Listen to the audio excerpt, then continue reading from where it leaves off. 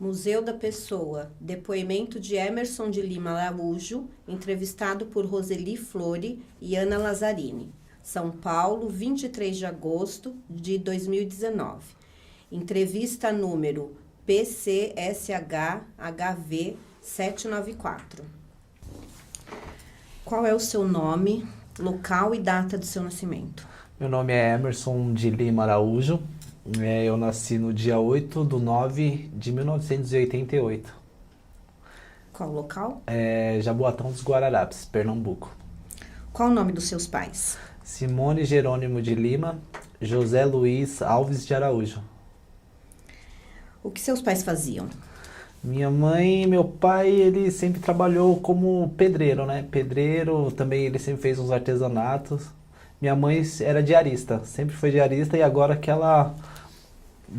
ela começou a trabalhar no hospital, manda aqui. Como você descreveria seu pai e a sua mãe? Minha mãe é uma pessoa esforçada demais, né? Que ela criou eu e minha irmã, sem a ajuda do meu pai, que eles são separados. E meu pai é uma pessoa bacana. Eu conheci ele agora depois de velho, né? Depois dos meus 20 e poucos anos que eu fui morar com ele. Aí eu não... é uma coisa nova ainda pra mim, né? Quais eram os principais costumes da sua família? Final de ano a gente se reunia, né? Festa de Natal, aniversário, a gente sempre se reunia bastante. E a gente é uma família grande, né? Minha avó teve 13 filhos, parte do pai, né? Parte do meu pai. E a gente é uma família grande, complicada. Sabe como é que é, né? Família grande. Você falou que você conheceu seu pai recentemente, né? E você sabe, assim, a origem da família, como é que eles se relacionavam? Pelas histórias, né, que eles contam,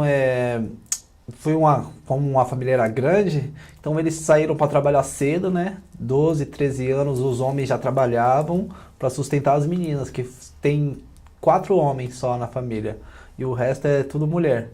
Então eles com 12, 13 anos já saíram de casa para trabalhar, também casaram cedo, né? Com 15, 16 anos, foi a época que eles casaram.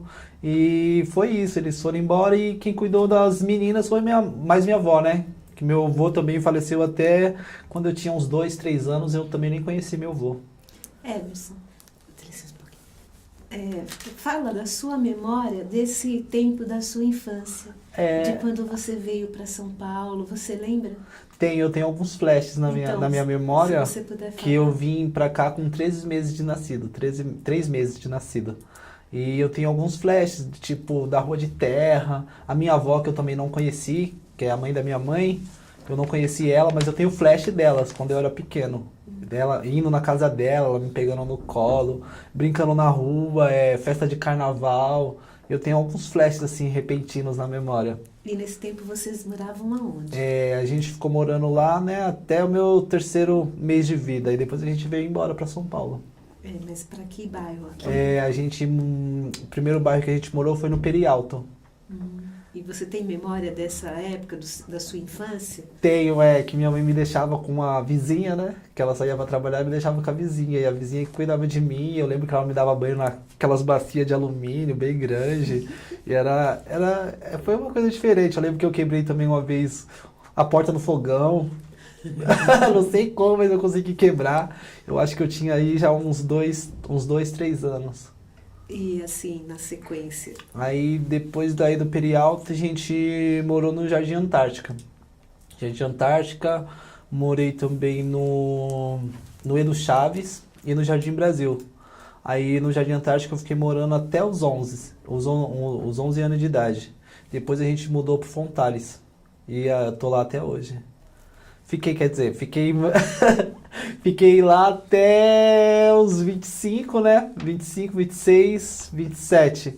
Aí agora eu viajei, do 27, 28 eu viajei pra Paraíba, comprei um apartamento lá e voltei depois de 2 anos. E agora eu tô aqui de novo, né?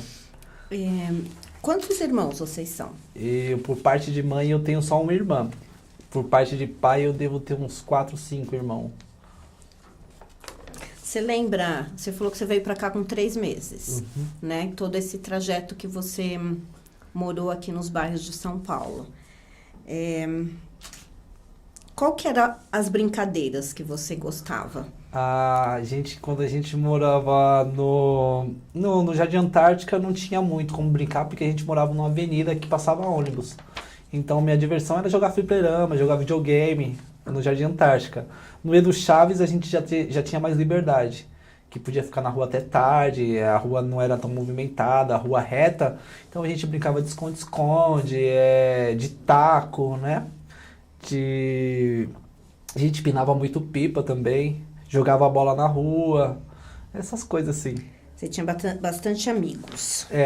Aí, né, eu não terminei. Aí no Fontales, né, a gente já brinca lá, como já é mais natural, né, tinha bastante barro, campo, lago, então as brincadeiras lá já foram diferentes. A gente pulava barranco, treinava mortal, ia pros laguinhos nadar, e andava muito de bicicleta também. Você, nessa época, você já tinha uma ideia do que você gostaria de fazer quando você ficasse maior, quando você crescesse, qual profissão você gostaria de seguir? Não, eu nunca tinha pensado assim, porque eu vivi bastante a minha infância, né? Eu brinquei bastante, eu vivi bastante, então eu não pensava nessa negócio de emprego e geração de renda, né? Dinheiro, conta, dívidas, eu não pensava nisso. Você tem alguma lembrança marcante do período que você estava na escola? Escola, eu lembro que foi quando eu estudava no Jardim Antártica, lá no Elza Saraiva, que foi um momento que parou, né? Foi a primeira vez que apareceu aquele negócio do PCC. Aí parou tudo, parou São Paulo inteiro e as crianças não podiam sair da escola. E como minha mãe trabalhava, ninguém podia me buscar. Então eu tive que ficar até umas 7, 8 horas da noite, até minha mãe chegar do trabalho para poder me buscar na escola. Então, é que essa coisa de brincar na rua é uma coisa que acontecia muito lá na Zona Norte, porque as ruas eram de barro, Isso. Né? E me conta aí como que era o seu relacionamento com essa molecada que brincava na rua. Você tem alguma coisa assim afetuosa sua que você lembra disso? Desse tempo? Então até hoje muitos amigos da minha infância, né, ainda continuam na minha vida, moram tudo perto, alguns foram embora, mas muitos permaneceram. Então a gente ainda tem contato, tem uns ainda que uns 2, 3 ainda continuam trabalhando junto comigo agora nos projetos que a gente tem. E tem muitos amigos, né, que faz acho que uns 10, 12 anos que eu moro lá, então eu conheci muita gente. Então tem muito amigo, tem muita amiga, né? A gente construiu uma história lá no Fontales, né? Vou perguntar também. Dessa época que você jogava taco, jogava bola, ainda nesse lugar que era na rua, aconteceu alguma coisa que você lembra, assim, alguma catástrofe? Eu lembro que a gente... engraçada também. Não, acontecia muita coisa, né? Teve uma vez que a gente estava jogando chuta-litro e o menino chutou a garrafa e ela viajou e quando chegou lá embaixo tinha um menino lá na moita, lá embaixo, e caiu bem na cabeça dele. Aí a garrafa estourou e ainda fez um corte na cabeça dele, uma garrafa de plástico com água. Foi depois disso que isso aconteceu, foi proibido a gente brincar disso na rua. Como que era essa brincadeira? É uma garrafa com água, é como se fosse esconde-esconde. A pessoa chuta a garrafa lá embaixo, quem tá batendo, né, a cara tem que ir atrás da garrafa enquanto os outros se escondem. Aí a pessoa tem que ir procurar. Se achar, tem que vir correndo para bater na garrafa. Só se a outra pessoa vir correndo e chutar, aí dá tempo de todo mundo se esconder de novo. Então a brincadeira é essa. Tinha que guardar o litro, né, bater a pessoa no litro, mas não podia deixar ninguém chutar, porque se chutasse todo mundo se escondia de novo. E era uma brincadeira legal. E na época de ficar... Com que idade você foi para outro bairro? Depois você falou que tinha natureza, laguinho? Com 11 anos de idade. Como chamava o bairro? Jardim Fontales. Eu moro no Flor de Maio, né? E como era essa época, como a Flori perguntou, essa relação com os amigos e também uma história que tem acontecido assim marcante? A gente vivia muito, né, jogando bola, a gente era menor, mas a gente também já convivia com os caras mais velhos. Ia pro campo jogar bola, muita briga, muita coisa, né, por causa de futebol, né, um negócio mais de contato físico, então a gente tinha uns que gostavam, outros não, então saía muita briga. Por causa de pipa também saía muita briga, né, negócio de linha, mas era isso. Teve uma situação de pipa, assim, que foi inesquecível? Teve, assim que eu mudei, eu tava empinando no terreno, aí eu tava andando pra trás, e eu caí num buraco onde tava sendo construído uma casa, e tinha uns ferros atravessados, assim, né? Só que na hora eu caí de costa, mas quando eu caí no buraco, eu caí de lado. Então eu entrei no meio dos ferros e os ferros ficaram assim, ó. Aí só fiz um corte aqui superficial na barriga e na canela, assim, ó. Mas acho que foi Deus até que me salvou mesmo, porque se eu tivesse caído de costa por cima dos ferros, eu acho que eu não tava aqui hoje. E nesse período todo, essas brincadeiras na rua, em que momento você começou a perceber que você estava deixando de ser criança e passando para adolescência? Em que momento você começou a mudar as amizades no sentido de querer namorar, sair sozinho? Então, foi nessa época, quando eu mudei para Fontais, com meus 11 anos, eu tive mais liberdade lá, né? Então a gente já ficava na rua até tarde, a gente fazia fogueira à noite, chegavam às 10, 11 horas da noite. Questão de ir pra escola, né? Eu era um pouco mais velho que os meninos, eu ia com os meninos pra escola pra defender eles, aí a gente arrumava. Aí teve uma vez que todo mundo arrumou uma namoradinha, todo mundo tinha uma namoradinha, né? Então foi com meus 13, 12 que eu comecei a mudar mesmo, né? E também que eu que construí minha casa, né? Eu que ajudei. Tinha um pedreiro, mas eu que estava lá tirando barro, fazendo massa, então foi aí que eu vi que se não fosse eu, não ia sair as coisas. Então, quando você chegou nesse bairro, Foi onde tudo... você começou a construir sua casa. Morava você e sua mãe. E minha mãe e minha irmã. E aí foi a construção. Como foi isso para você? Foi uma coisa novo, né? Uma coisa nova, uma surpresa que eu tive que já com 12, 13 anos já começar a trabalhar, né? No pesado.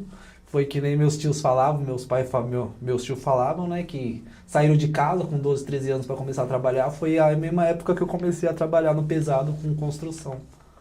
Você tinha aprendido com alguém? Não, de ajudante. Os pedreiros contratavam e eu ia, assim vai aprendendo. E hoje eu já até ensino até minha mãe a colocar azulejo.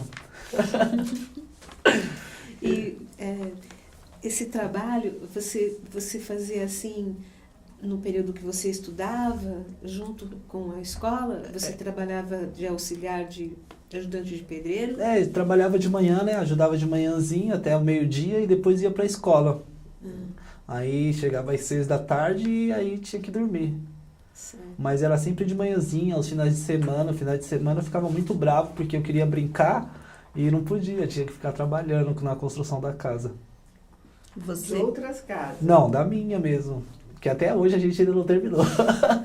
Elas são 3 andares, mas ainda falta mais 2. Então ainda falta terminar muita coisa. Você considera esse seu primeiro trabalho? Considero. E em que momento você começou a trabalhar para ter remuneração? Aí foi depois dos 16, né? Que eu fiz um curso na Congás. A gente participou de um projeto aos 15 anos de idade, Hip de la Hop. Foi patrocinado pelo Vai.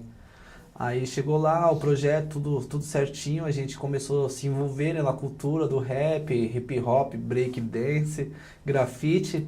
Aí a gente começou, depois desse projeto a gente começou a fazer um curso na Congás, lá no Brás.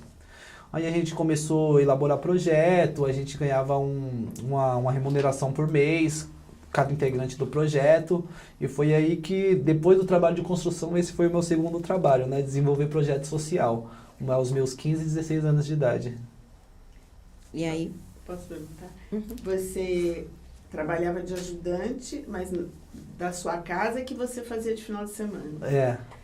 E você trabalhando de ajudante também teve alguma situação assim que foi diferente da rotina?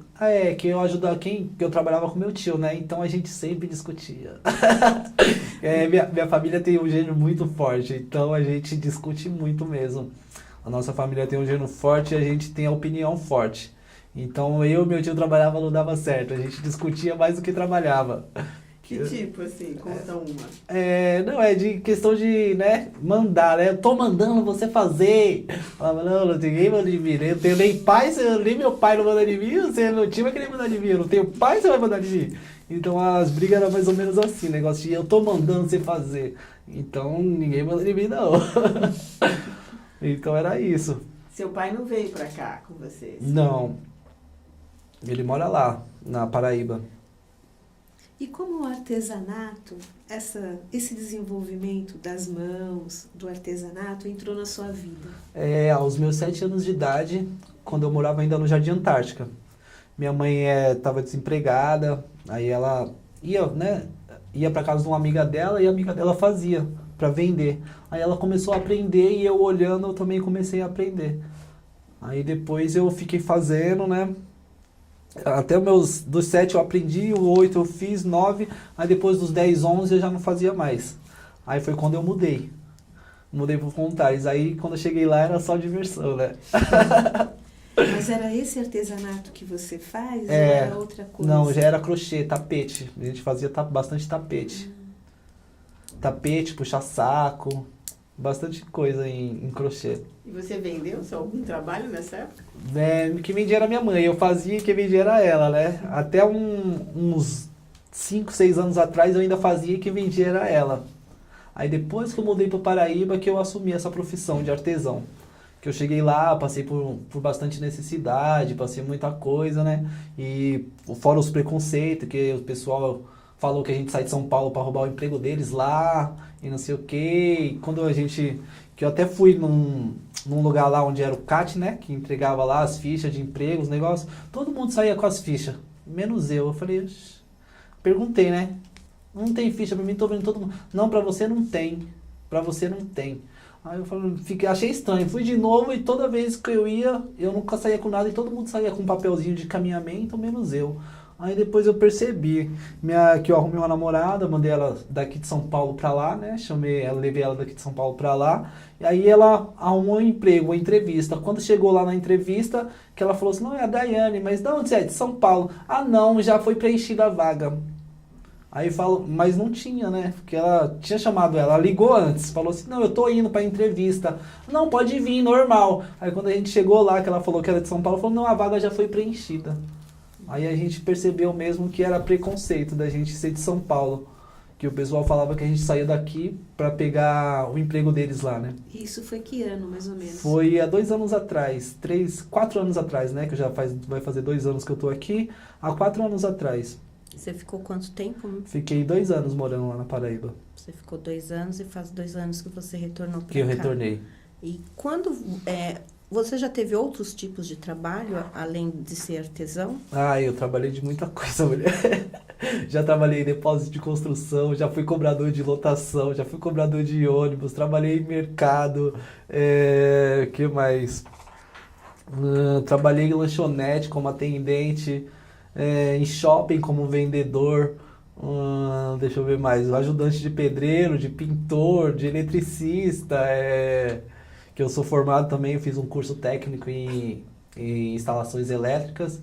Também já trabalhei de auxiliar administrativo, um monte de coisa. E quando você foi para Paraíba, a única forma que você conseguiu de se manter foi sendo artesão? Foi onde, né, eu consegui, porque eu já sabia fazer o crochê, né?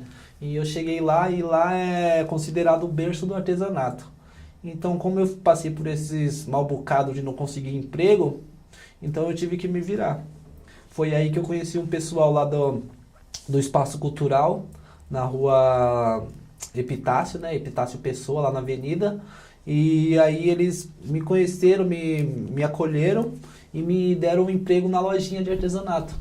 Então eu ficava tomando conta da lojinha e fazendo meus crochê e vendendo, né? O artesanato deles e o meu. E também, aí foi onde eu também comecei a colocar na internet, nas redes sociais, e tinha muito pedido. E o que te trouxe de volta para São Paulo? Na verdade, foi a minha esposa, que ela quis voltar, né, com saudade da família dela.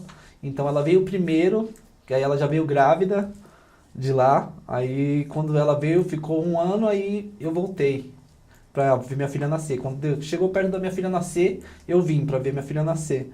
Aí eu tô aqui até hoje. Como você conheceu ela? Eu conheci ela pelo grupo de WhatsApp, mulher. Conheci ela pelo grupo do WhatsApp. E A mãe da mais nova, né? então, quantos filhos você tem? Eu tenho 2 filhas. Qual a idade delas? Eu tenho a Ana Lara, do primeiro casamento, que tem 8 anos. E tenho a Anne Beatriz, de 2 anos, do segundo casamento. Como que é a emoção de ser pai? Ah, não tem palavras, né, mulher? Vai ela te chamar de pai, né? Que nem... Como eu nunca tive pai, não fui criado por pai, chegar no dia dos pais, a gente tinha que dar o presente pra minha mãe. Aí agora chegar em casa e ela vir com aquele cartãozinho escrito: você é o melhor pai do mundo, te amo, papai. Não tem dinheiro que pague. É uma satisfação gigantesca. Pode continuar. Em que momento você entrou na Cria Norte? Como que você chegou até lá? Na Cria Norte foi... A gente tava vendendo, já tava colocando na internet minhas coisas, WhatsApp, vendendo tudo, toquinha, a gente fazia assim. Quando eu vim pra cá, aí que de lá da Paraíba eu já mandava as coisas pra minha mãe. A gente fazia lá, eu e minha esposa, e eu mandava pra minha mãe vender aqui. Aí a minha esposa veio, a gente continuou fazendo, né? E colocando nas internet, nas redes sociais, foi quando uma amiga viu a divulgação, né, do Cria Norte, que estava precisando de artesãos. Ela foi lá e me marcou: ó, Emerson, tá precisando. Aí eu fui lá, me inscrevi, e depois de alguns dias me chamaram. Aí eu fui, me apresentei, mostrei meus trabalhos e todo mundo gostou. Isso foi uma surpresa, né? Porque você... Foi, porque era mais para mulheres, né, empreendedoras da Zona Norte, artesãs. Aí, tipo, eu cheguei como um homem, tipo, foi novidade, né? No crochê ainda, tipo, foi uma novidade para elas e para mim também ser aprovado. Você sabia que era só para mulheres quando se inscreveu? Tava lá, né, artesãos, né? Mulheres empreendedoras artesãs da Zona Norte, mas como eu era casado, eu falei: não, se eu vou me inscrever e se inscreve também. Só que aí não chamou ela, chamou eu. Aí eu que fui. E quando você acabou de dizer, a homem, né, com crochê, como que é essa reação? Aconteceu alguma história assim?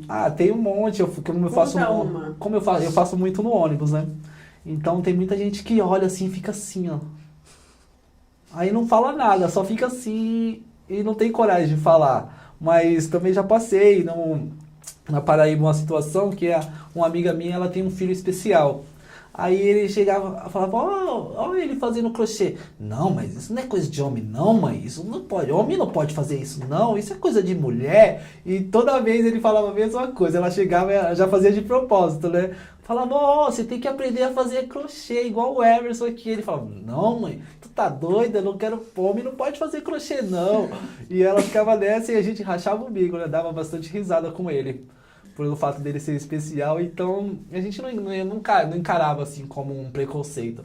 Era mais a gente encarava mais como uma piada, né? E qual que é a sua relação? Você chegou a fazer artesanato com as mulheres do Cria Norte juntos? Existe essa possibilidade? Vocês já trabalharam juntos? Não, em outro lugar não. A gente se conheceu lá, né? Lá aonde? Lá no Center Norte, no Lar Center. Foi quando teve a seleção, foi umas 200 pessoas. Aí eu fui conhecendo as pessoas, muito eu fiz contato, hoje já não estão mais com a gente, e algumas que continuaram. E o artesanato, assim, a gente faz lá quando a gente tem um encontro, né? Que é um encontro, toda terça-feira a gente tem um encontro. Aí às vezes tem algum responsável da empresa patrocinadora, e às vezes a gente se encontra só pela gente mesmo. E quando a gente se encontra sem nenhum responsável, a gente vai ensinando a técnica pro outro, passando a informação. Isso foi combinado, assim, que seria assim a rotina de vocês? Não, no começo foi, né? A gente tinha um acompanhamento, mas aí depois ela já foi para dar autonomia pra gente. Falou, não, eu vou começar a vir menos para vocês terem mais autonomia, para vocês começarem a se organizar, porque eu não vou estar aqui para sempre, a Camila fala, né? Então a gente foi criando essa autonomia e se virando sozinho. E como é a relação de fazer artesanato às terças-feiras com essas mulheres? Ah, mulher, eu vou falar pra você, tem que ter paciência, viu? Porque eu sou o único homem com 15 mulheres em volta, é complicado. Mulher é muito sentimento, né? Então é muita coisa que acontece, é uma palavra maldita que elas entendem mal e já leva pro pessoal. Então a gente tem que ser bem cauteloso pra não magoar elas, né? Mas não tem assim um apoio entre vocês? Você não sente isso? Não tem, a gente conversa muito, a gente troca ideias, né? Um dá opinião no trabalho do outro, porque a gente é um coletivo, né? Que a gente tem até uma frase que é juntos somos mais fortes. Que a gente leva isso para todo lugar que a gente vai, a gente leva isso, redes sociais, palestras, feiras, a gente fala que juntos nós somos mais fortes e vamos mais longe, né? Então é esse carinho que a gente tem um com o outro dentro da rede Cria Norte. O que mudou no Emerson depois dessa relação com essas mulheres? Ah, mudou muita coisa, mulher. Paciência, né? Porque eu tive que criar mais, porque eu não sou nem um pouco paciente. E eu também, depois que eu entrei, eu fiz até um curso de cuidador de idosos também, né? Porque eu comecei a trabalhar, comecei a ministrar oficinas, senhoras da terceira idade, mulheres vítimas de violência doméstica. E no meu grupo tem senhoras aposentadas já. Então é o que eu falei, a gente tem que ter esse cuidado. Então eu me especializei mais em outras coisas, em outras áreas, que não tinha muito a ver com artesanato, mas sim com o cuidado do próximo, da pessoa. Emerson, eu sempre pergunto, né, se teve alguma situação que você possa descrever, né, algum momento ali com as mulheres. Deixa eu ver. Ou uma história que mostra bem tudo isso que você falou, ou uma rotina. Não, deixa eu ver. A gente vive muita coisa, né, mulher? A gente participa de feira, a gente vai pra lá, pra cá, selecionar um ou dois. Sempre tem aquela que a gente tem mais afinidade e aquelas que a gente não tem tantas. Mas é isso, eu tento sempre ser imparcial, né? Não quero nem estar de um lado e nem do outro. Porque, como eu falei, é muitas mulheres, então elas criam aquele clube da Luluzinha, o clube da bolinha. Então tem uma que vai com a cara da outra, a outra que não vai. Então a gente tem que tentar ser imparcial para não ficar do lado dela, para que ela não ficar com raiva. Então eu sou aquele que não opina em nada e só vejo tudo, só observo. Mas é assim que eu sigo. E quando você vendeu a primeira peça, assim, lá no Center Norte, você lembra? Então, meu primeiro dia que eu fui foi uma das maiores vendas. Eu tava com a nossa gerente, a Fabi, aí veio uma das proprietárias, né, do Center Norte, e ela pegou todas as nossas moedeiras. Pegou 64 ou 65 moedeiras de uma vez só. Foi a primeira venda, meu primeiro dia foi, foi para abrir mesmo o quiosque, né? Foi uma coisa boa, foi uma energia boa. O que ela ia fazer com todas essas? Ela ia levar pra presentear, né? Que ela ia levar pra outro país. Eu nem lembro qual foi o país que ela falou, mas ela ia levar pra outro país pra divulgar a marca. Que ela ia fazer uma reunião com uns assessores aí. Coisa de empresário, né, mulher? Hoje a sua remuneração é só como artesão. Como oficineiro, eu dou aulas, né, nas associações, dou oficina de crochê, em 2 associações diferentes. Eu estava fazendo com criança, ministrando com criança, mas com criança eu tenho que me especializar um pouco mais. Eu quero fazer pedagogia mais para frente, para continuar no projeto com crianças. Que aos meus 16 anos a gente trabalhou com crianças até 2012. Lá no Fontales, né, com o projeto que eu falei do Hippie de la Hop, a gente fez o curso da Congás, foi onde a gente se encontrou, né, da cultura, né, cultura e arte foi onde a gente se encontrou, a gente fez outros projetos, a gente participou do VAI, ganhamos o VAI, eu acho que umas 5 vezes consecutivas, e cantei lá na USP, cantei lá na Galeria Olido, lá no centro, no Largo da São Bento, lá. E a gente ainda vai de vez em quando, todo domingo, primeiro domingo do mês, tem um encontro lá na Galeria Olido, que é de break, aos sábados também de break, tem um negócio de dança, de MC, aí sexta-feira. Então a gente sempre foi assim, né? Quando eu era criança, nos projetos, e fui indo, arte e cultura, e hoje ainda continuo na arte e cultura, e agora ministrando as oficinas, né? E mais pra frente eu quero melhorar com as crianças. Mas aí, fala um pouquinho, só volta, sobre essa sua composição, essa do break. Do break dance. Então, Isso. eu ministrava até oficinas também, né? Aos meus 16, 17 anos, eu ministrava oficina de break na Margarete, EMEI Margarete de Azevedo, lá no Jardim Fontares.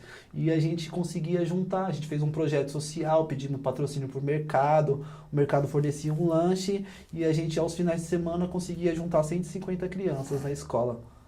Crianças de todas as idades, né? E foi bom, foi um momento bom, mágico, que a gente se divulgou. Fora que, né, os frutos que você fica feliz com os frutos que crescem, né? Que a gente tem muito, hoje eu tenho muitos legados aí, deixei muitos legados aí para os menores mais novos. E a gente está seguindo, de vez em quando eu ainda dou um treino, dou uma palhinha para eles, fala lá, o Baca lá. Mas foi assim que a gente continuou, e hoje eu só tô mais cantando, né? Cantando e atuando no crochê. Olha que bacana. Tem alguma criança ou jovem que você disse que teve os frutos, assim? Muitos que participaram com a gente, né, no projeto Hip de la Hop, foi Rincon Sapiência, o Emicida, tem o Gé Versátil também, que é do Pitbox, do break eu tinha o Vanderex, mas ele se aposentou já, o nosso professor era o Bispo, do rap também Central Brasileira do Flow, Samuel S. Paul, deixa eu ver mais quem tem, DJ Eric J, DJ RM, DJ Zulu, DJ No, que era todo o nosso projeto, hoje eles estão bastante conhecidos também no hip hop, né? E agora tem os meninos mais novos, que agora já é da quarta geração, né? Tem o Pietro, tem o Elion Anderson, que é meu primo, tem o Lê, tem o Marcelo, que é do break, tem o Maico Rosinha, que é do grafite, DJ tem o Batata também, que andava com a gente, Batata Aquila, é um DJ bom agora. E tem todos esses legados, uns também que via a gente, que não participou, que já era da terceira geração, agora é o Duff Delis. Mora lá na minha rua, finalzinho da rua, a gente foi, tipo, o primeiro contato que ele teve, a primeira referência dele foi a gente. E hoje ele tá estourado. E você tinha 16 anos? 16, 17 Foi quando anos. vocês fizeram o projeto? Foi, a gente escreveu um projeto... E como começou, antes de chegar no projeto, conta a história de como foi que vocês pensaram em fazer, quem que estava junto. Então, foi quando a gente quando a gente participou do Hip de la Hop, que foi a Márcia, né? A Márcia que trouxe esse projeto. Veio lá da Zona Leste, lá lá de Guaianazes, Coab 1, que é o que eu falei. Nesse começo veio o Rincon, veio Central Brasileira do Flow, e a gente começou a participar como oficina, né? Para participar das oficinas, a gente era, como é que eu posso falar? A gente não era oficineira, a gente era o educando, né? Então a gente foi aprendendo, e foi aí que a Márcia indicou a gente para fazer o Congás. Aí do Congás que a gente entrou, começamos a ganhar uma remuneração para aprender a escrever mesmo o projeto. Que até teve uma vez que eles jogaram a gente lá no Brás e falou, se vira aí, monta o projeto de vocês em algum lugar aí. Quem que jogou? Foi a responsável, a nossa professora, eu acho que era a Teca Barbieri. E a gente foi lá, entramos numa escola, conversamos com o diretor, apresentamos uma oficina para uma sala inteira de dança, né? Até a época eu dançava, foi eu que dancei lá na frente, os caras só ficou falando. Então foi bem bacana. E quando você apresentou lá na frente, a reação das crianças? Foi boa, porque que a cultura mesmo não tá em todos os lugares, né? Muita gente nem sabe o que é a cultura do hip hop, do rap, o break dance, o grafite. Eles ainda não conhecem, então às vezes é uma surpresa. Então todo mundo, quando vê, fica impressionado. Aquele cara girando de cabeça, girando com as costas no chão, pulando mortal e se jogando, né, no chão. Porque eles falam, é dança de doido, né? Se joga no chão é dança de doido. Então foi bacana, foi uma experiência legal. E aí sai o projeto. Aí saiu o projeto, que aí o nosso projeto, depois do Hip de la Hop, virou JCC. Jovens Cidadãos Convictos. Que aí a gente ficou até 2012 nesse projeto. Foi de 2006, 2007 até 2012. Foi quando a gente ganhou, né, o negócio do VAI, o patrocínio do VAI. E aí o nosso projeto acabou por quê? A gente, né, como a gente ainda era menor, na época a gente tinha que ter um responsável de bairro. E o responsável de bairro fez o quê? Uma reunião enquanto a gente não estava, pegou a nossa aparelhagem e doou para uma escola. Porque a gente tinha colocado ela como responsável, ela pegou as nossas coisas e doou para a escola, falou que tinha que ter feito isso, que o projeto já tinha acabado. Mas não, as aparelhagens a gente podia ficar com a gente. Porque no final eles falam, né? A gente faz a prestação do conta, o que a gente comprou, o que a gente não comprou, a gente fez a prestação tudo certinho. Aí o projeto a gente tinha que doar para uma ONG. E aonde a gente fazia o projeto já era uma ONG. Então a gente tirou da ONG e levou para a escola para fazer as oficinas aos finais de semana. Aí essa responsável de bairro fez uma reunião lá com a diretora, que a diretora queria tirar a gente da escola, e doou tudo nossa aparelhagem. Perdemos 125 mil só em aparelhagem. E o grupo, a partir daí, foi... Foi aí que a gente deu uma parada, cada um foi pro seu canto. Aí foi quando eu casei, né? Meu primeiro casamento, tive minha filha. Aí comecei a trabalhar, igual um condenado, né? Aí foi aí que depois a gente voltou ainda com um grupo, né? Com o Composto. Um grupo de rap, era eu, LP e o Gago. MC Gago. Que Gago só na hora de falar, porque na hora de cantar, cantava tudo certinho. Mas aí a gente continuou, deu uma parada de novo, cada um foi pro seu canto, cada um casou. E agora a gente voltou de novo com outro projeto, que é 84 Norte, onde a gente é um estúdio de gravação. E tem também os nossos compositores, a gente tem MCs, a gente também tem breaks, né, os b-boys, e também tem os grafiteiros. E além da Galeria Olido, onde você falou que vocês se apresentam, vocês fazem outro tipo de apresentação? A gente vai muito em eventinho, né? Tem uns eventinhos na quebrada, uns barzinhos que a gente canta. De final de semana a gente vê assim, organiza algum evento numa escola. A gente tem até um espaço que é a Casa Cultural Hip Hop de Assanã, que é uma ocupação. Não é nem liberado pelo governo nem nada. É uma ocupação que a casa era um telecentro, né? Antigamente, aí desativou tudo esse telecentro e a casa ficou lá abandonada. Então a gente entrou com a ocupação e estamos com esse negócio de desenvolvendo projetos sociais lá dentro. Como é que faz? Eu estou perguntando. Como é que foi essa ocupação? Conta desde o começo. Então, faz um tempinho, né, que o pessoal tá lutando lá, ainda estamos lutando ainda, que a prefeitura quer o lugar de novo, quer fazer a reintegração de posse. Então a gente, aos finais de semana, assim, a gente organiza um evento, coloca lá até um barzazinho para vender as coisas, né? Tem entrega do leite na semana. E é o pessoal, até um pessoal mais velho, mais antigo que toma conta agora, né? Que eram os líderes comunitários, né?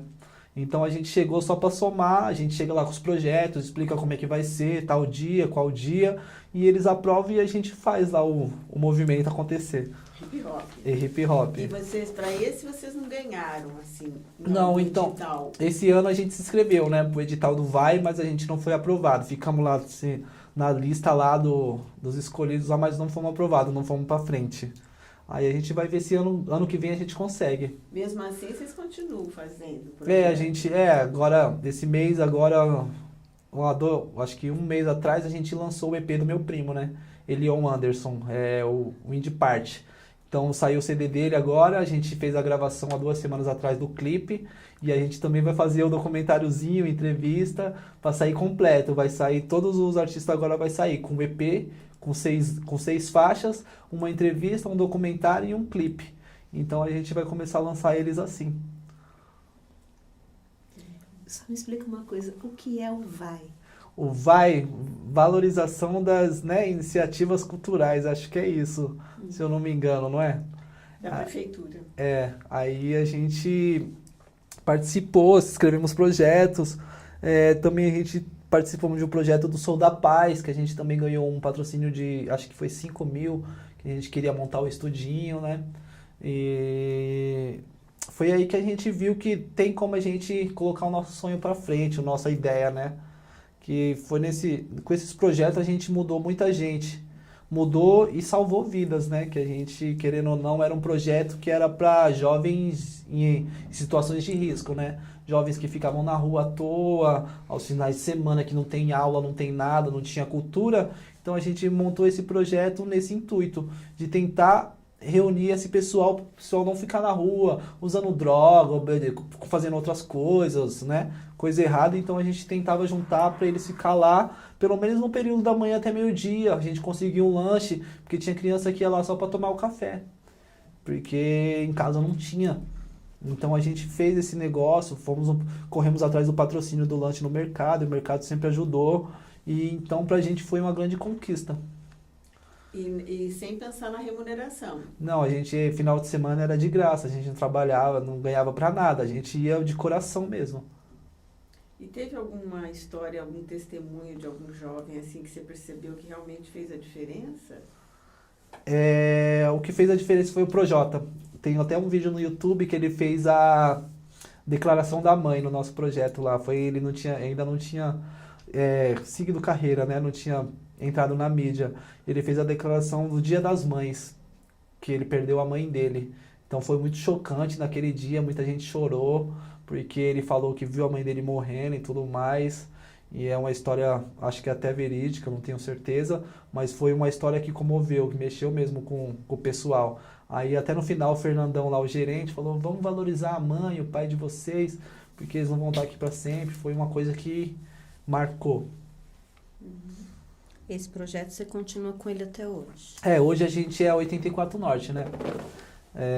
Que é o nosso coletivo que a gente é produtor, MC, grafiteiro, então a gente até o artesanato, que a gente faz artesanato sustentável com madeiras, né? A gente pega pallets, sobras de cama, a gente faz banco, faz cinzeiro de bambu, a gente faz incensário, a gente faz aquele jardim vertical. Então a gente trabalha no ramo da sustentabilidade, né? Fala um pouquinho do que é um artesanato sustentável. Eu vou falar que nem esse dos bancos que a gente faz. A gente vê aquelas grades de cama, espelho de cama, e a gente faz um banco, né? E deixa bonitinho, lixa, pinta.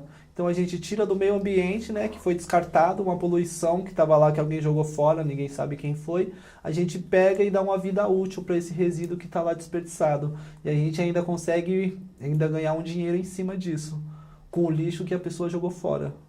A gente dá uma vida útil àquele resíduo que foi descartado no meio da natureza. E no crochê? No crochê eu trabalho muito com as costureiras, né? A sogra da minha irmã, ela é costureira, minha tia é costureira, então vai sobrando os resíduos eu esqueci o nome agora, desculpa, do viés, né? O negocinho aqui de colocar assim, e que sobra das costureiras. Então eu vou pegando e vai aonde vira o fio de malha, para me fazer as bolsas, né? Faço bolsa, Posso te pedir um favor? Essa história é bem interessante. Você pode recomeçar só por causa da interferência do microfone, tá bom? Você mesmo me reconheceu, mas eu acho legal ter sido todo esse processo de novo do começo. Faz tempo. Qual foi meu? De novo, começa. Como é que foi mesmo? Sobre o crochê, né? Isso, exatamente. Você estava falando das etapas do material que você utiliza. Do banco, né? Ou foi do banco ou foi nos dois itens disso, enfim, teve a interferência. Por isso que, para ter a história inteira, eu acho legal recomeçar, tá bom? E sabe, aproveitando então que você vai contar de novo, contar um pouco assim, de onde veio essa ideia de banco, como é que você aprendeu essas coisas, aí engata com usar o fio, usar o, entendeu? Tá. Contar a história inteira. E quantas crianças fazem parte desse projeto? Então, do artesanato sustentável, né? Meu pai sempre pegou reciclagem. O tempo que eu fui para lá, que eu conheci ele pegava reciclagem. Então, a gente sempre fez artesanato, eu, minha irmã e minha mãe, né? E o artesanato é o quê? É reaproveitar as coisas, né? Fazer artesanato tipo, pegar um pote de vidro, fazer uma capinha, fazer uma decoração e deixar dar uma nova cara para aquilo, né? Então foi daí que a gente tirou a ideia de pegar os resíduos, né, na rua, descartados, para a gente começar a fazer uns objetos, algum presente, porque estava sendo muito descartado. Onde a gente mora é verde, é tudo verde, tem bastante plantação, bastante árvore, mas também tem as pessoas que jogam lixo na rua, né? Então a gente começou a ver isso, a gente começou a ver que do lixo dá pra gente tirar um dinheiro, né? Também dá para sobreviver disso. Então foi aí que a gente começou a ver cama, espelho de cama jogado na rua, pallets, pneus, e foi aí que a gente começou a criar um banco, que a gente pega o espelho da cama, cria, faz o assento, tudo certinho, lixa, pinta e depois vende. Então a gente tirou, né, do meio ambiente que estava sendo poluído e deu uma vida mais útil para aquele material que foi descartado. Aí na questão do crochê, eu trabalho com as costureiras, né, de bairro, que é minha tia, a sogra da minha irmã, e então sempre sobra o viés, né, o viés aqui assim das camisetas. Então eu percebi que dava a extensão do fio de malha, que dava para mim fazer bolsas, pochetes, cachepós. Então foi aí que eu comecei até a recrutar elas para mim pegar esses resíduos para me fazer as bolsas. E no finalzinho assim eu sempre dou um agradinho para elas de alguma peça. Tudo de crochê? De crochê. Que bairro você mora? Eu moro no Jardim Fontales. E você envolve... essa parte você também ensina para os jovens? Não, só a parte do hip hop. Não, o crochê eu ensino para senhoras, né? Senhoras da terceira idade e mulheres vítimas de violência doméstica, mulheres em depressão, né? Que a gente faz como terapia ocupacional nas associações. É um trabalho remunerado que eu ganho para isso e é assim que a gente está indo, né? Tem até umas crianças também, umas meninas mais novas, de 12, 13, umas de 7, que vão com a mãe ou com a tia e estão aprendendo. E teve alguma situação marcante dessas mulheres para você? Alguma? Teve uma agora recentemente, que não teve nem a oficina, né? Teve uma palestra de suicídio. E a mulher, era o primeiro dia que ela estava indo lá, era o primeiro dia, ela nunca foi. Aí quando ela chegou nesse dia, teve essa palestra, para ela, acho que acho que ela foi enviada por Deus naquele dia, porque ela já tinha tentado se matar e tem uma doença séria que eu não lembro mais o nome, né? É um negócio mais avançado de depressão, que ela tentou se matar não sei quantas vezes e não sei o que, e fora os acontecimentos, né, da família, deixar de lado. Então, tipo, quando ela chegou lá, que ela contou isso, todo mundo olhou para ela assim, tipo, impressionado, e ela chorando bastante, e foi uma coisa que marcou, né? E do seu trabalho, alguém comentou alguma coisa? Você ensina para elas o seu trabalho. Uhum. Alguém alguma vez comentou, assim, do resultado para a pessoa? Para elas, não, a gente tem bastante assistente social lá, né? Então elas também incentivam as mulheres, né? Falam, nossa, como tá lindo o seu trabalho. Aí, nossa, aí eu até brinco, falo com elas assim, pergunta pra ela quem foi que ensinou. Aí elas falam, foi o meu professor me ensinou. Aí a gente dá risada até umas horas, né? É muito engraçado, é uma energia muito boa. Alguém, quando chegou para aprender crochê, viu você? Não, é o que eu falei, é aquela visão, né? Olha assim, cabelo grande, homem fazendo crochê, fala, esse cara não é homem. Aí todo mundo ainda pergunta, tem umas que perguntam, falando, você não é viado? Não, eu falo, não sou nada, mulher, sou casado, tenho 2 filhos. Mas isso não importa se tem 2 filhos, você não é não? Eu falo, não, mulher, tá doido, né? Então tem umas perguntinhas assim, tem umas coisinhas, e a gente incentiva muito elas, né? Porque muitas que estão lá, elas sofrem mesmo de depressão, umas sofrem violência doméstica, então a gente tenta incentivar elas para elas verem que a vida não acabou, não é só isso, o que elas estão sofrendo ou o que elas sofreram, que pode ser melhor daqui para frente. E tem umas que aprenderam e estão ganhando dinheiro com isso, né? Eu fico até orgulhoso. Nessas mulheres todas com quem você trabalha, alguma delas teve uma mudança grande assim na vida, que foi influenciada por esse trabalho que você faz, que você possa contar pra gente? Deixa eu ver... que nem nas senhorinhas da terceira idade, né, que muitas delas já não trabalham mais, só tem aposentadoria. Então algumas delas aprenderam e começaram a fazer a bolsa para vender. Aí é o dinheiro que elas tiram para comprar o remédio delas. Aí é isso que é gratificante, né? Saber que o que eu ensinei, ela tá tirando. Assim como eu tô ganhando dinheiro, ela também tá ganhando e tá comprando os remedinhos dela. É uma situação incrível. Entre o crochê, o artesanato e o hip hop, você tem algum sonho que você tem planejado para essas áreas separadas ou elas estão interligadas? Né? Hoje em dia a gente é interligado, todo mundo é interligado, né? Eu sou interligado com você, com ele. Então, às vezes a gente até já se esbarrou no meio do caminho e a gente não lembra. E então o hip hop e o artesanato é o que a gente já até escreveu no projeto, é um novo elemento, que é artes manuais, né? Então é uma coisa que também gera renda. Então eu pensei o quê? Como já tem hoje, se você for ver, tem o Seu Jorge, né? Seu Jorge é cantor e ele também faz os crochêzinhos nas horas vagas. O tricôzinho, o crochê. Então eu acho que dá para casar uma coisa com a outra e continuar os dois juntos. Mas um sonho, o sonho mesmo, eu tô querendo ganhar um patrocínio aí, mulher, da melhor marca aí, que é a Círculo, né? Que eu quero ser patrocinado para fazer workshop. Que o pessoal, essa empresa, essa marca, ela pega os professores e vai mandando fazer workshop pelo mundo inteiro. Manda para todos os estados, São Paulo, manda Nordeste, Sudeste, vai mandando. E sempre tem os workshops, né? Para passar o conhecimento. E eles patrocinam, pagam a viagem. É um trabalho que eu quero para mim é esse. Só viajar, ministrar a oficina e ganhar o meu. Passar meu conhecimento, que é o mais importante também. Voltando só, que agora já está quase chegando no final, né? Quando você entra nas escolas, ainda entra para fazer o trabalho de hip hop? Sim, a gente teve agora, minha tia também, né? Minha tia é assistente social, minha tia Ângela. Então a gente vai muito, e tem aquelas ações sociais, então a gente vai para complementar, né? Chamar um pouco mais o público, fazer presença, porque querendo ou não, uma pessoa que está vendo a gente é divulgação. A gente está passando aí nossa informação, a nossa opinião e o nosso conhecimento.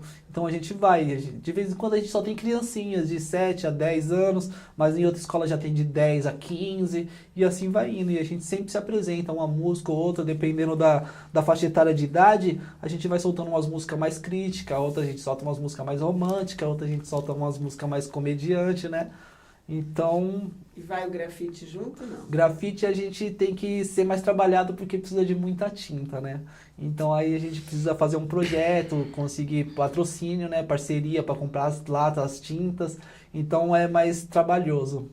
Mas a música não, a gente põe lá a batida e canta e acabou. E dança? E dança também, é só colocar a batida e esticou e já foi.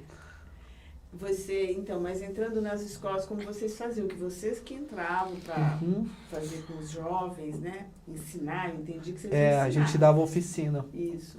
Como era essa relação com as escolas?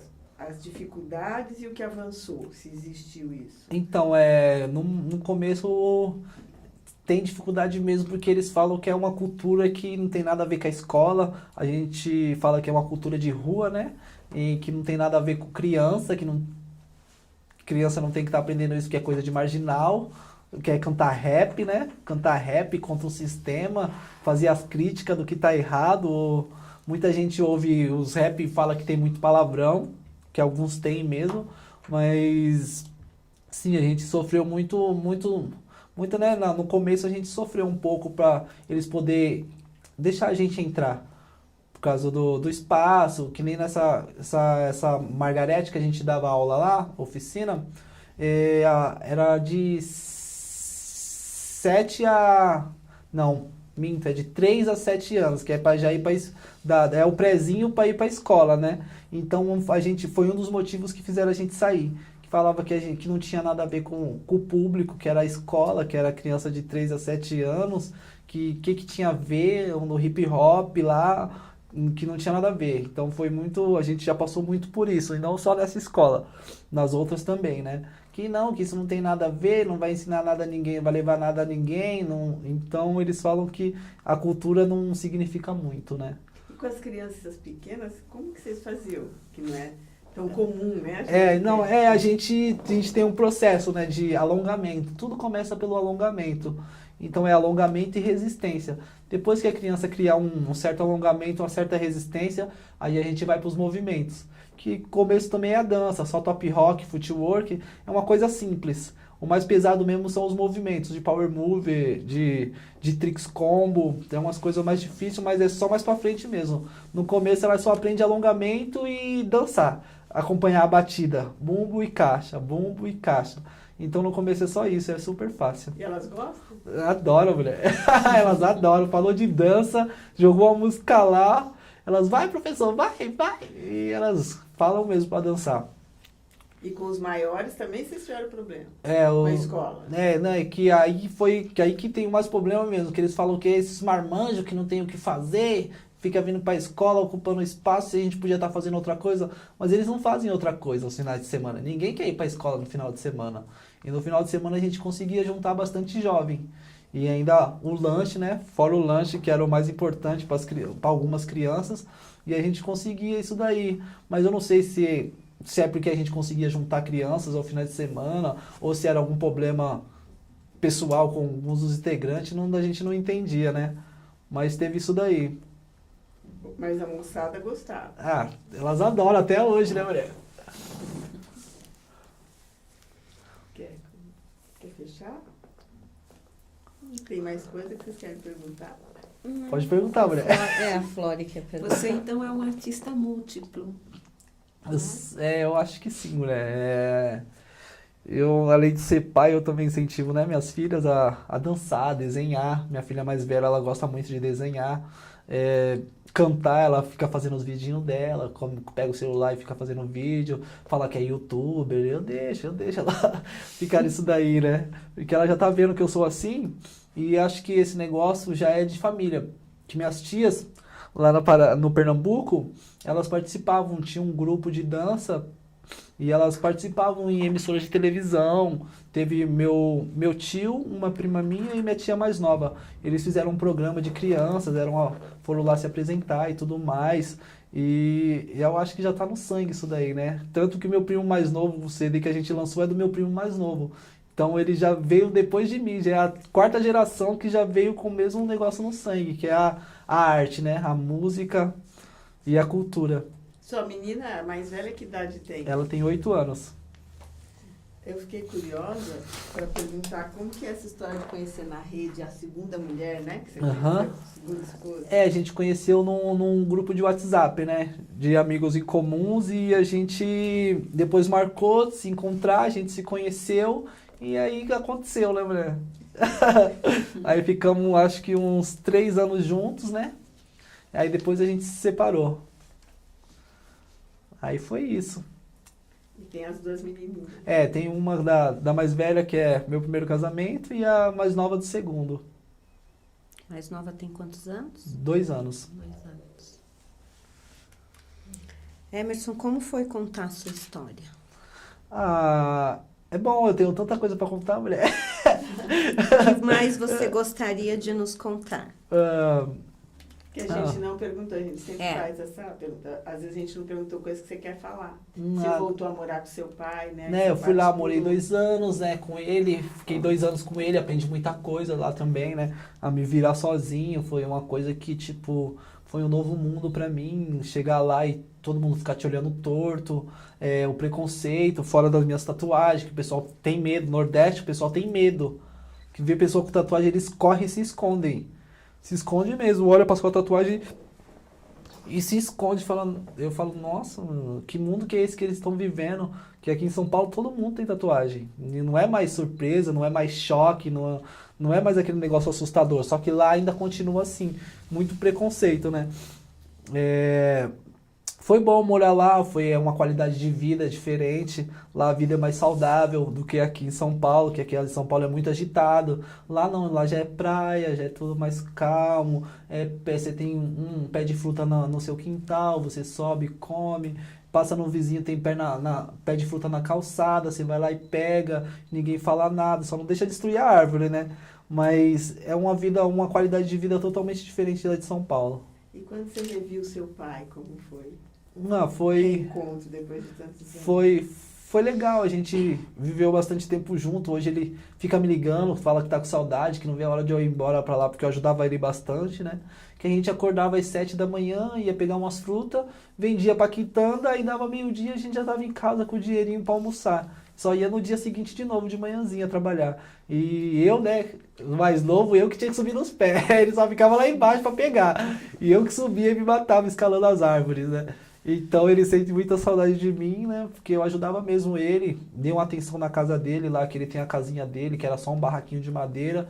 A gente chegou lá, a gente fez um negócio de alvenaria, fez um negócio mais bonitinho.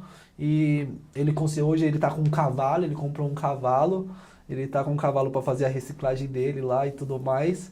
E é uma coisa boa, foi uma experiência boa. Tive sonhos, né? Tive até alguns certos déjà vu, algumas premonições que foi quando eu cheguei lá que aconteceu. Como assim? Que eu tava aqui em São Paulo, eu tinha sonhos, né? Como que seria. Eu dormia e sonhava mesmo. Aí teve umas imagens que estavam na minha cabeça e quando eu cheguei lá aconteceu. Parecia que já era predestinado a acontecer. Então, uma coisa diferente, uma surpresa. Você ficou quanto tempo? 2 anos lá. Não. Você ficou longe dele? Desde os meus quase 20 anos, 25 anos. E o que fez você ter vontade, assim, de ir lá ver ele de novo? Foi a questão de se encontrar, né, mulher? Eu não sabia como era meu pai, todo mundo falava do meu pai, falava da minha mãe, né? Minha mãe é a única que mora aqui, da família dela, ela é a única. Aqui mora o resto que mora da família lá, que a gente mora num terreno de esquina, que é só a família do meu pai. Aí então tem 1, 2, 3, 4, 5 casas. E é só a família do meu pai, e é só minha mãe, né? A família da minha mãe é toda de lá da Paraíba.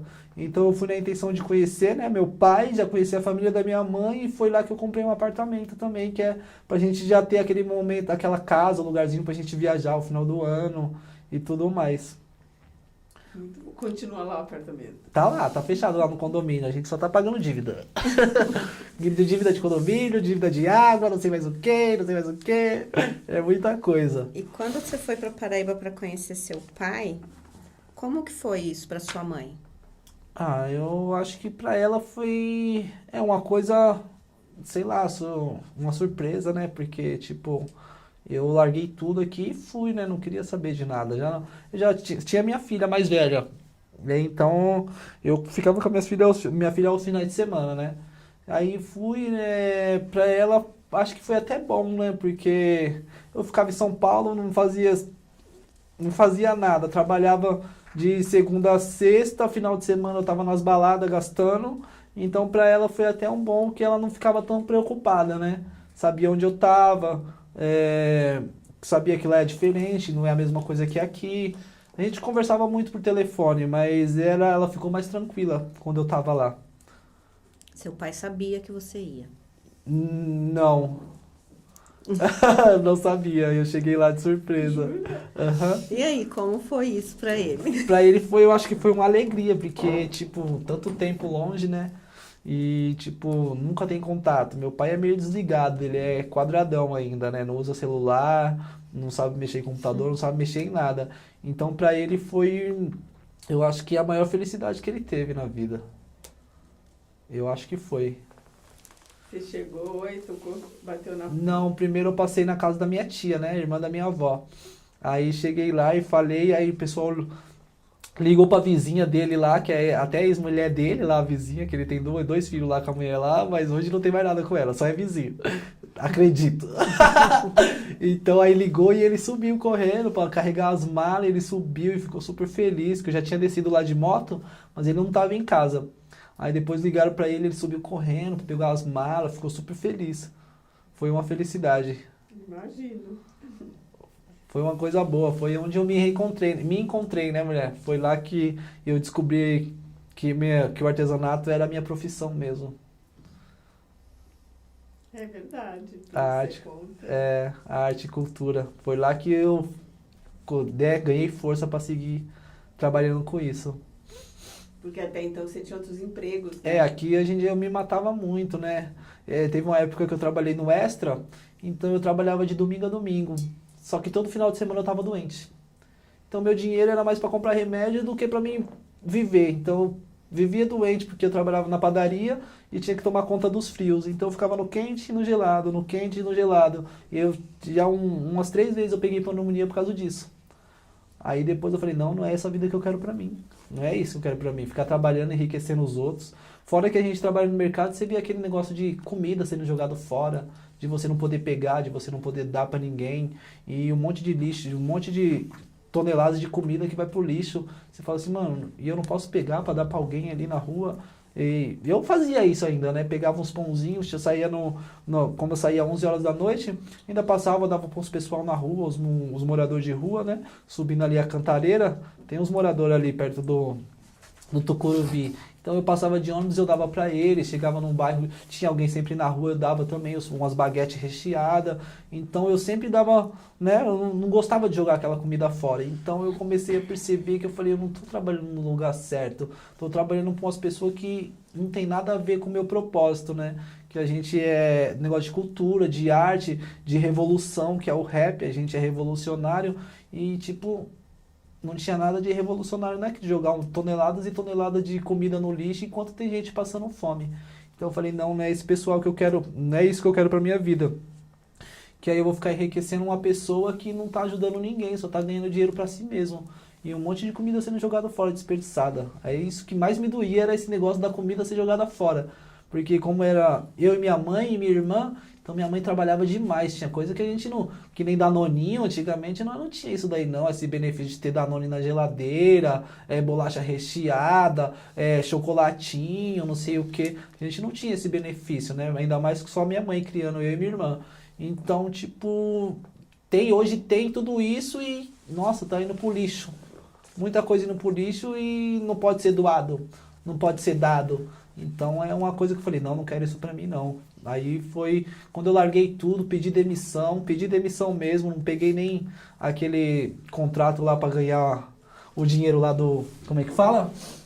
Seguro. O seguro-desemprego. Eu não peguei isso, eu pedi demissão e caí no mundo. Não quis mais saber disso e fui embora pra Paraíba e depois voltei, né? Foi onde eu me encontrei. Pra realmente assumir, né? A arte, né? Aí agora eu vivo disso, eu trabalho dando as oficinas e é assim que eu pago as pensões da minha filha, é assim que eu pago minhas contas. Dando as oficinas de crochê e vendendo meus produtos, né? Quer contar mais alguma coisa? Alguma coisa que você quer dizer? Acho que não, mulher, acho que é só isso. Flores, E a Cria Norte, né? Falar um pouco da Cria Norte foi uma grande oportunidade, né? O pessoal, a gente é que nem uma grande família, a gente é grande, a gente tem as discussões, as desavenças, mas estamos todos juntos, unidos por um propósito, né? Então, a gente quer até conquistar um pouco mais, a gente está expandindo nossos horizontes, estamos fazendo várias parcerias, projetos, e a gente vai continuar, a gente quer fazer essa rede crescer mais e mais. Assim como a 84 Norte também, e a rede Cria Norte também. 84 Norte é o quê? É o nosso estúdio de produção musical. Então a gente quer aí dominar o mundo, né? A gente tá nesse propósito. Obrigada, então. Nada, eu que Obrigada, agradeço. Glória. Eu que agradeço, é nóis.